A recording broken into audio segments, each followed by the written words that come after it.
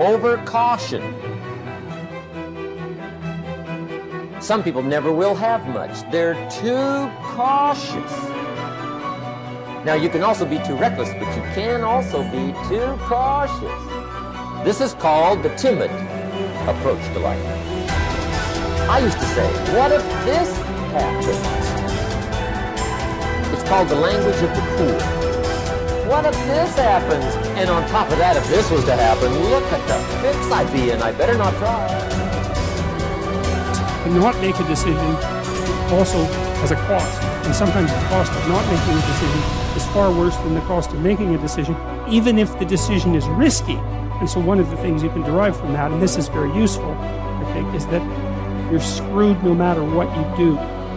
So then you think, okay, well, I'm trying to make this decision. I'm going to go try to do something difficult. Isn't that terrifying? And you think, yeah, but wait a minute.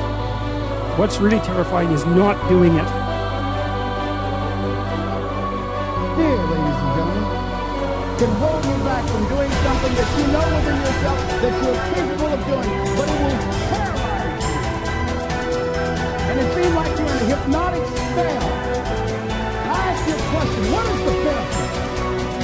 What's the benefit of allowing fear to hold you back? What's the benefit of giving up on yourself, of not stepping out on life and taking life on? What is the benefit for you? What's the plus in that? You're going to make some mistakes. You're going to hurt some folks' feelings. You're going to create some enemies whenever you decide that you want to begin to take life on. You've got to ask yourself, how long am I going to allow this to hold me back? I like what Zig Ziglar says. He said, fear is false evidence appearing real. That is an illusion that we create in our mind. It is a state of mind that can be changed. The first thing you've got to realize is that most of the fear that you have isn't a reality. It's just built up in your head. So what you need to do to overcome your fear is to go and face it, go and look at it, go on the attack, move towards it. That's what you need to do if you're afraid of something. Don't hide from it. The more you hide from it, the scarier it gets. Don't allow that to happen. Instead, confront it, face it, and get out. You know, if you take people, and I told you this, and you expose them voluntarily to things that they are avoiding and are afraid of, that they know they need to overcome in order to meet their goals, their self-defined goals. If you can teach people to stand up in the face of the things they're afraid of, they get stronger.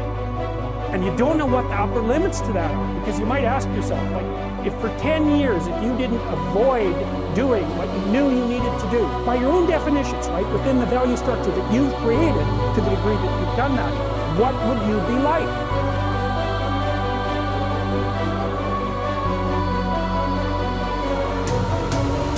There is nothing that can resist the force of perseverance. The way ahead of all of us is not clear sailing, but all hard passages can be bridged if you just think they can and concentrate on how to do it. But if you think the obstacles are unsurmountable, you will not, of course, try, and even if you do, it will be in only a half-hearted way, a way that accomplishes nothing.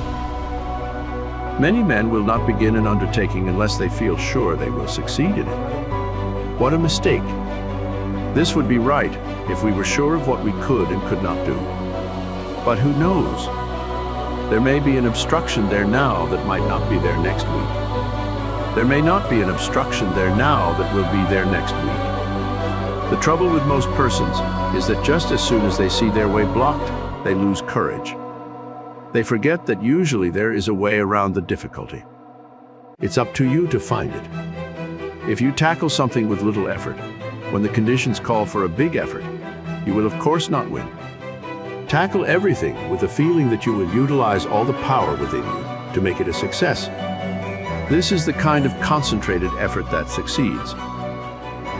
Most people are beaten before they start. They think they are going to encounter obstacles, and they look for them instead of for means to overcome them. The result is that they increase their obstacles instead of diminishing them.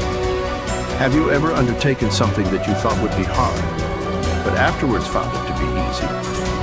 That is the way a great many times. The things that look difficult in advance turn out to be easy of conquest when once encountered.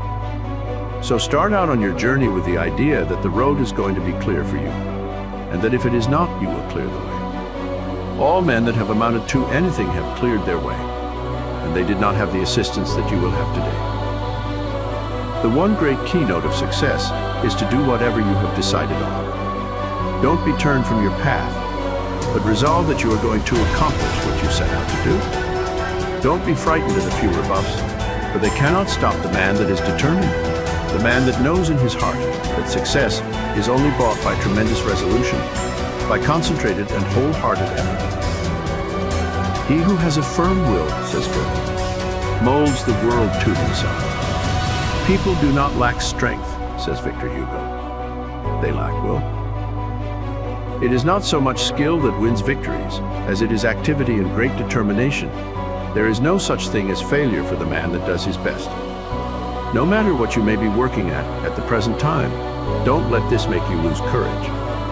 The tides are continually changing, and tomorrow or some other day, they will turn to your advantage if you are a willing and are an ambitious worker. There is nothing that develops you and increases your courage like work. If it were not for work, how monotonous life would at last become? So I say to the man that wants to advance, don't look upon your present position as your permanent one. Keep your eyes open and add those qualities to your makeup that will assist you when your opportunity comes. Be ever alert and on the watch for opportunities. Remember, we attract what we set our minds on. If we look for opportunities, we find them. If you are the man you should be, someone is looking for you to fill a responsible position. So when he finds you, don't let your attention wander. Give it all to him. Show that you can concentrate your powers, that you have the makeup of a real man. Show no signs of fear, uncertainty, or doubt. The man that is sure of himself is bound to get to the front. No circumstances can prevent him.